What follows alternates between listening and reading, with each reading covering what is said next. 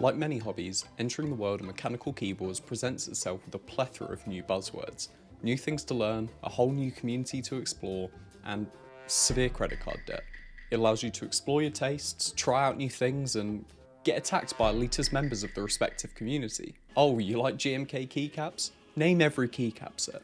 This past year or so, we've seen a lot of innovation in the space, but especially surrounding the wealth of information that's now available for newcomers, as well as the really good budget options that are now available. The hobby has seen an influx of keyboards utilising weights, traditionally premium branded mounting styles, and a high quality ammo for a lower price than you would be paying if we were back in the Tfue era of the hobby. In light of some of the amazing budget options that are coming into the forefront of the hobby, I wanted to explore what makes the hobby so expensive in the first place, and some of the best options for their respective categories in order to help you decide what you want to spend your hard-earned money on. So why are they so expensive? Well, like most niche hobbies, nothing is ever mass produced, and aside from a lot of the staple companies in the scene right now, the majority of keyboards and keysets come to fruition from individual designers. Designers will put up their keyboards for sale through something called a group buy. Now, if you don't know what these things are, they're kind of like Kickstarters, with the majority of them first being introduced over on GeekHack.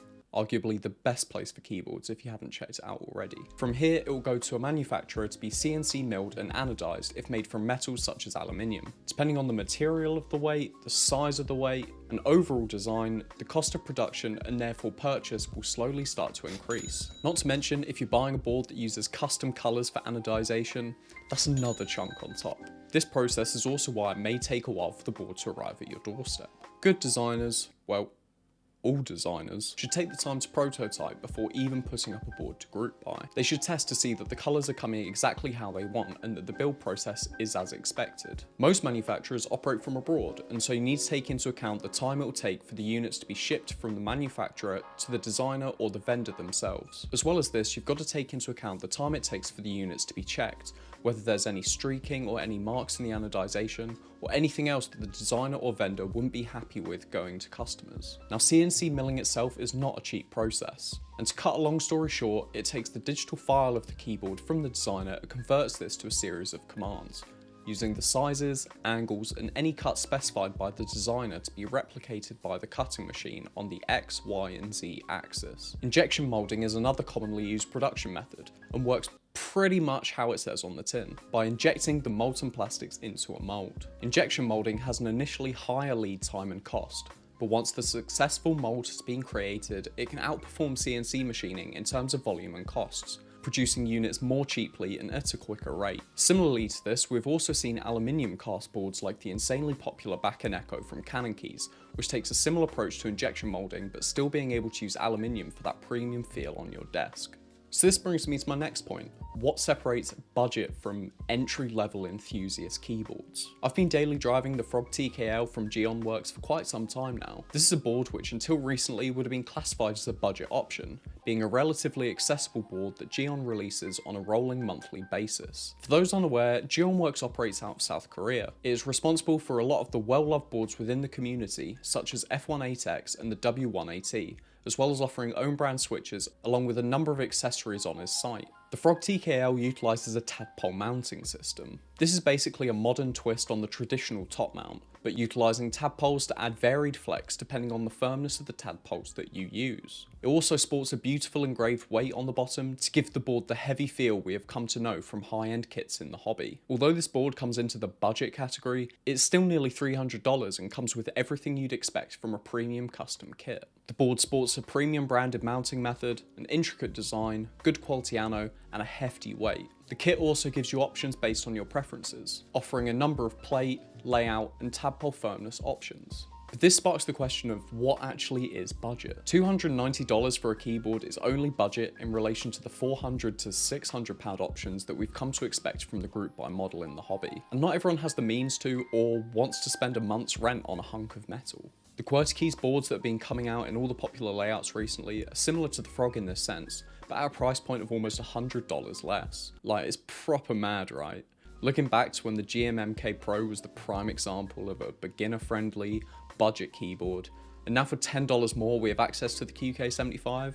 Crazy. Early QK65 models seem to show where they had cut the cost, although looking at the QK60 and QK75 this doesn't seem to be too apparent, nor is this actually a problem. To be able to get a board that sounds as good, if not better than a lot of the premium options available nowadays for a fraction of the price, I think it's a pretty solid trade. But at the end of the day, it really comes down to what you want. I love Geon's boards and all of their design aspects, so to me the purchase is worth it. But that isn't to say that it will be as worth it to someone else, nor is it worth not eating for a week to be able to afford it. If we now take a look at the more budget end of the spectrum, we have companies like Acco, Epomaker and Keychron, who have been pushing out boards that are easily accessible both in stock numbers and price, with a range of layout options, system compatibility and colours. These boards to me truly push the budget agenda, appealing more to someone diving headfirst into the hobby, while being cheaper and in my subjectively objective opinion, far better than their gaming counterparts. The options they present really span a number of price points, from ABS plastic to aluminium gasket mounted boards. Boards like the Acco Mod 007 and the Keychron Q1 have been talked about and praised 100 times over on their value for money, the number of mods they take, and just being pretty damn good keyboards. Back in my day, the options were very limited. Boards like the Tofu 60 and plastic poker style 60% cases were all that were really readily available. It's nice to see a number of companies now providing these options while adopting features that were previously only found on high-end custom keyboards. I really like the options we have in the truly budget category, and recently had the opportunity to try out the Keychron C1 from a buddy of mine. This is a 10 keyless board which starts at $49 for the non-RGB soldered version and ranges up to $75 for the RGB hot swap version. It allows you to pick your choice of red, blue or brown Gateron switches, and for the price I think the board is great, allowing you to try out a number of modifications, stick whatever switches you like in the PCB, and the stabs even came pre-lubed. This is something that you're not going to get for twice the price from a company like Logitech or Razer. If you feel like trawling through AliExpress or Taobao, the budget options on there will really surprise you. Creators like Lewis Toe are always highlighting some of the outstanding offerings these sites have. Boards like the Rebel 60 and MW65 were crazy in their time, and to be honest are still pretty damn good now. These boards offered gasket mounted stacked acrylic goodness for the equivalent of $50. There are also boards like the Fancy Alice. This is another stacked acrylic board that offers a far cheaper alternative to the Switch Couture Alice boards. This is definitely one to consider if you're in the market for a budget Alice style keyboard. When joining this hobby, you have to think what you actually want out of it, right? Keychron series of boards and the like are a great way to get a good sounding board, something that's easy to modify and isn't going to break the bank. They are lightweight, easy to travel with, and very easy to modify to dial into a sound that suits your taste.